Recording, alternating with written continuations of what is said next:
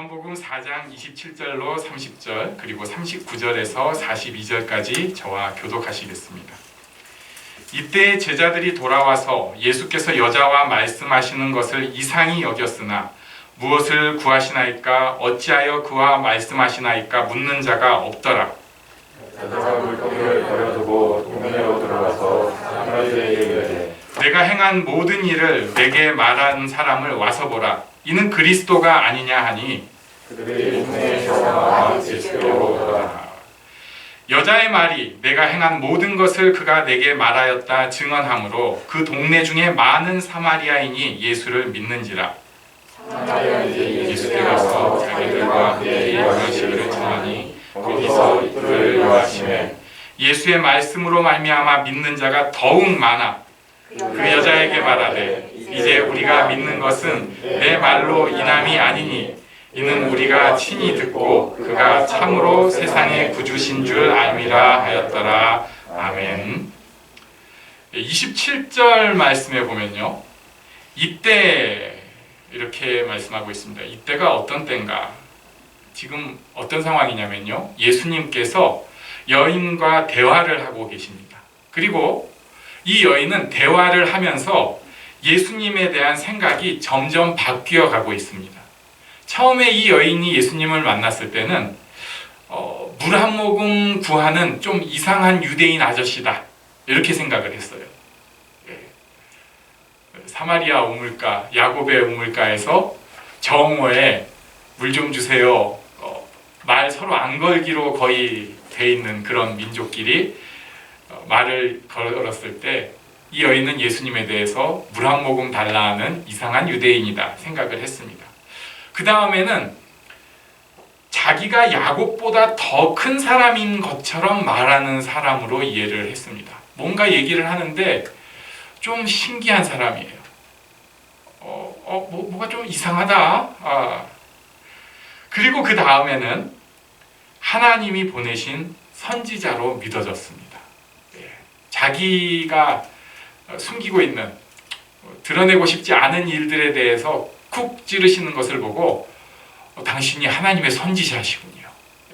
이렇게 굉장히 변했어요. 그냥 길가에 있는 친하지 않은 민족의 아저씨가 물 한 모금 달라고 하던 거에서 당신은 하나님의 선지자시군요. 그런데 그 다음에 더 중요한 것, 마지막에는 예수님이 하나님께서 보내신 메시아, 그리스도, 즉 구원자임을 깨닫고 있는 상황입니다. 27절에 이때가 그때입니다. 우리 한번 27절을 같이 읽겠습니다. 시작. 이때 제자들이 돌아와서 예수께서 여자와 말씀하시는 것을 이상히 여겼으나 무엇을 구하시나이까 어찌하여 그와 말씀하시나이까 묻는 자가 없더라. 말씀은 변화시키는 힘이 있습니다. 이때는 예수님의 말씀을 통해서 이 여인이 변화된 때였습니다. 제자들은 먹을 것을 구하러 갔다가 자기들이 봐도 좀 이상한 풍경인 거예요. 사마리아 여인하고 예수님이 얘기하고 있습니다. 원래 잘 얘기를 안 하니까요. 그런데도 상황이 딱 뭔가 잘은 모르겠지만 중요한 일이 일어난 것이 보여집니다. 영적인 사건이 일어난 것이 보여집니다. 변화의 사건이 일어난 것이 보여집니다. 한 사람이 변화되는 것은 옆에서도 알 수 있습니다. 우리의 변화를 옆에서도 아는 축복이 있기를 원합니다. 내가 변할 때 진짜 변하면 옆에서도 알 수 있습니다. 변화의 결과가 어떻습니까? 28절 말씀을 같이 읽겠습니다. 시작. 여자가 물동이를 버려두고 동네로 들어가서 사람들에게 이르되, 물동이를 버려두었습니다. 물 들어왔는데 그 물동이 버려두었습니다. 저녁 때 써야 할 물, 씻을 물이 필요한데 그것보다 훨씬 더 중요한 일을 아니까 물동이를 버려두었습니다. 영원토록 끊어지지 않는 샘물을 느낀 것입니다. 생수의 강을 느낀 것입니다. 버려두고 그 다음에 한 일이 뭐냐면 동네에 들어갔어요. 사람들에게 이 놀라운 소식을 빨리 가서 전하고 싶은 마음이 있어서 동네에 들어갔습니다. 교회에서 말을 많이 하시는 분들이 간혹 있습니다. 안타깝게도 좀 많은 분들은 자기 과시 때문에 얘기를 합니다. 내가 이만큼 은혜를 더 받았다. 내가 받은 은혜가 이만큼 크다. 그래서 계속해서 얘기를 하기 시작하면 사람들이 굉장히 불편해해요. 복음을 얘기하는데 그게 자기 과시니까. 저는 핸디캡이 있습니다. 목사다 보니까 들어줘야 될 때가 있는데 제가 또 성격이 그렇게 좋지가 않아서 좀 끊기도 하고 그렇습니다. 이런 분들이 사실 많아요. 그런데 진짜 말씀으로 변화된 사람은 복음을 전하고 싶은 마음이 있어요. 다른 말로 하면요, 상대편을 살리고 싶은 마음이 있어요. 다른 말로 하면 그 사람을 위해주고 싶은 마음이 있어요. 복음이 들어가기 시작하면 그때까진 자기 문제에 치여서 살았는데 이제는 다른 사람도 살리고 싶은 마음이 생기기 시작합니다. 이게 참 복음의 놀라운 능력입니다. 그냥 내가 다른 사람보다 못나지 않았다, 나도 괜찮은 사람이다 해갖고 주저리 떠들고 싶은 게 아니라 다른 사람을 살리고 싶은 마음, 다른 사람을 위해주고 세워주고 싶은 마음이 들어요. 그러니까 처음에는 좀 지혜롭지 못하게 막 복음에 대해서 자기 자랑만 하고 있다가 점점 더 그 사람을 세우고 그 사람을 살릴 수 있는 방향으로 이 사람의 말과 태도가 바뀌어가기 시작합니다. 막 말하고 싶을 때도 저 사람한테 잘 전해야 되니까 기도가 속에서 나오는 거죠. 하나님, 지금입니까? 어떻게 얘기해야 될까요? 어떻게 해야지 저 사람을 살릴까요? 이 여인이 말씀 속에 변화가 되니까 이렇게 제대로 전하는 모습을 보여줍니다. 그리고 거기 가서 얘기를 했습니다. 자기가 느낀 그대로, 자기 받은 감정 그대로 전했어요. 29절 한번 같이 읽습니다. 29절 시작. 내가 행한 모든 일을 내게 말한 사람을 와서 보라. 이는 그리스도가 아니냐 하니. 자기가 느낀 그대로, 자기 받은 은혜대로 얘기를 한 것입니다. 이 여인은 기적과 같은 일을 느꼈고요. 자기 일에 대해서 알고 계시니까. 그리고 그러면서 예수님과 대화하면서 생긴 자기 안의 확신에 대해서 얘기한 것입니다. 전도는 이것입니다. 자기가 누린 것, 자기가 느낀 확신을 얘기하는 거예요. 확신이 있으면 설득력이 있습니다.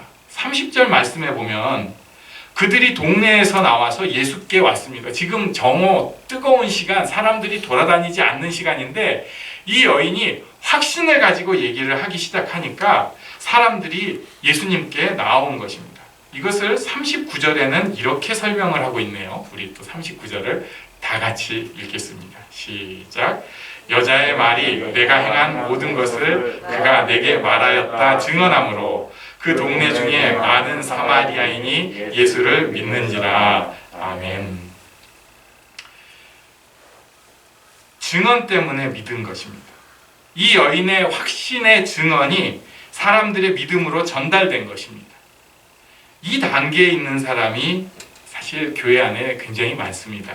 뭐냐면요, 다른 사람의 믿음을 보고 감동받고 믿게 되는 거예요. 신앙 도서를 보기도 하고, 여기는 도서 저자의 간증, 믿음이 나오죠. 그리고 간증을 듣기도 하고, 그리고 여러 사람들의 이야기와 그들의 행동을 보고 그것에 자기가 감동이 돼서 오 하면서 자기도 믿게 되는 것입니다. 그러니까 믿음의 확신이 믿음을 불러옵니다. 이것이 교회의 첫 번째 전도법이고 지금까지도 유효한 가장 확실한 전도법입니다. 믿음으로 변화된 사람이 믿음의 사람을 만듭니다. 믿음으로 변화되고 누리는 삶이 믿음의 사람을 또 만드는 거예요.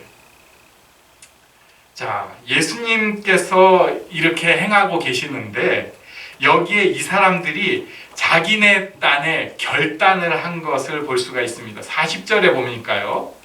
사마리아인들이 예수께 와서 자기들과 함께 유하시기를 청하니 거기서 이틀을 유하심에 말씀하고 있어요. 이 사람들이 듣고 믿음이 전이가 되니까 그 다음에 한 일이 뭐였냐면 예수님 우리와 좀 같이 있어 주세요. 이것은 자기들이 뭔가 결단을 한 것입니다. 그리고 이 이틀 동안에 41절에 가보니까 뭐라고 말씀하죠? 41절을 우리 같이 읽습니다. 시작. 예수의 말씀으로 말미암아 믿는 자가 더욱 많아.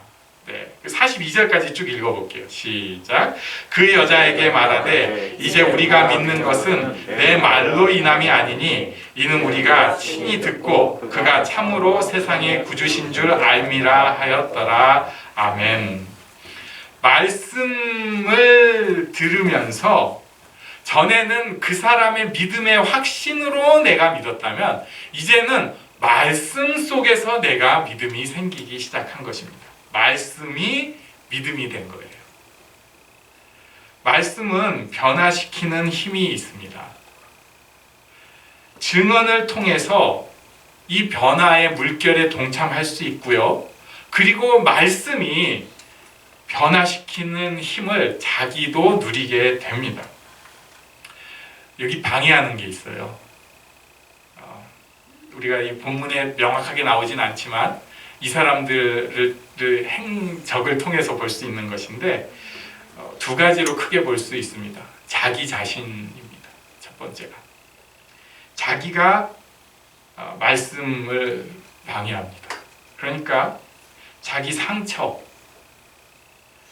자기 욕심, 자기 두려움, 이런 것들이 말씀을 방해해요. 말씀 옆에 있는데도 거부하게 합니다. 또 세상의 마력이 말씀을 방해합니다. 이것은 신기루와 같은 것입니다. 세상의 마력이 분명히 있어요. 돈에 대해서, 사람들에게 인정받는 것에 대해서 여러 가지 일들이 마력이 있습니다.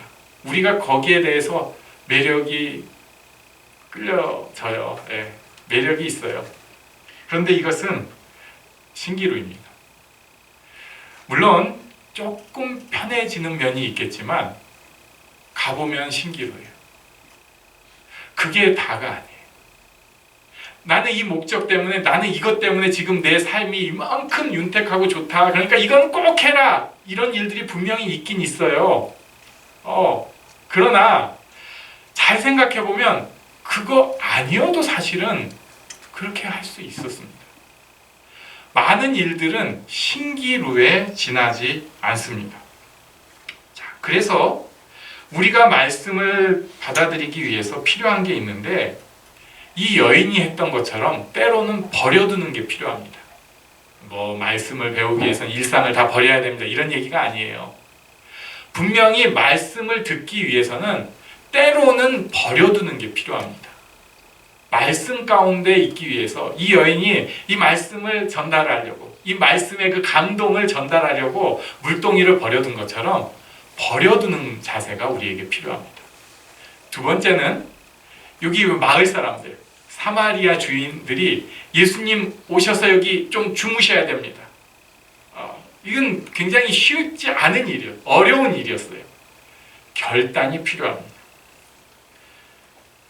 우리는 부족한 인생이기 때문에 날마다 버려둠과 결단이 필요합니다.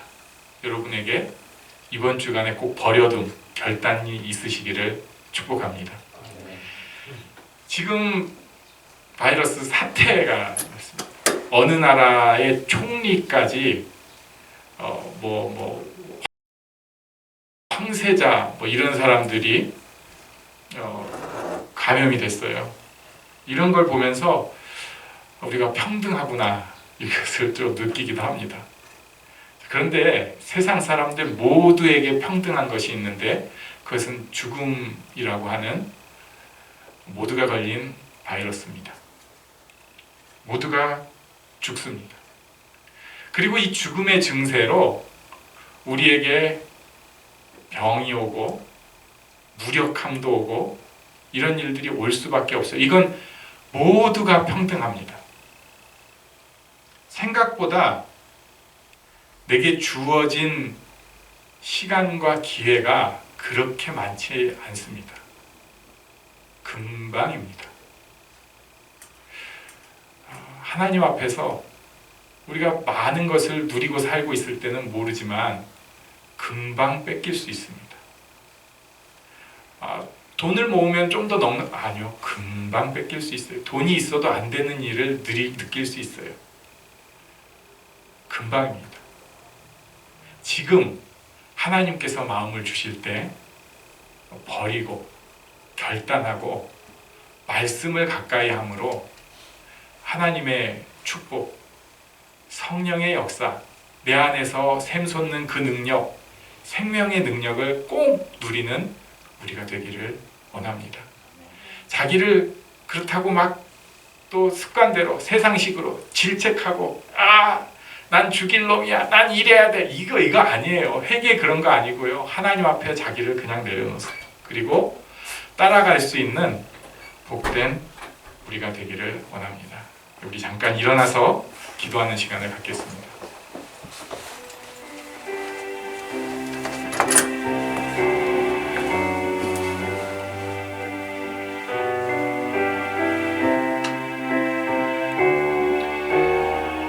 짧더라도 내 입술로 한마디라도 하나님 저 이렇게 되기를 원합니다. 기도하기를 원합니다.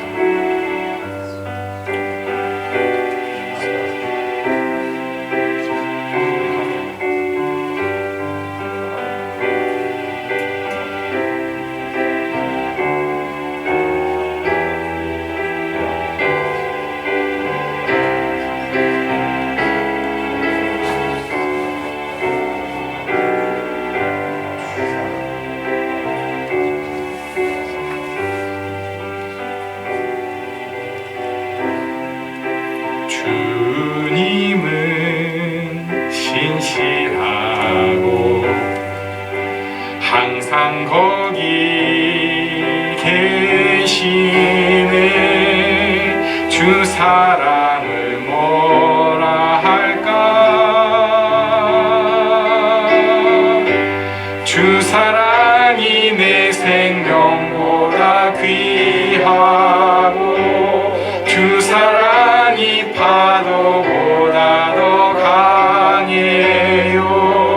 세월이 가고 꽃이 시들어도 주 사랑 영원해.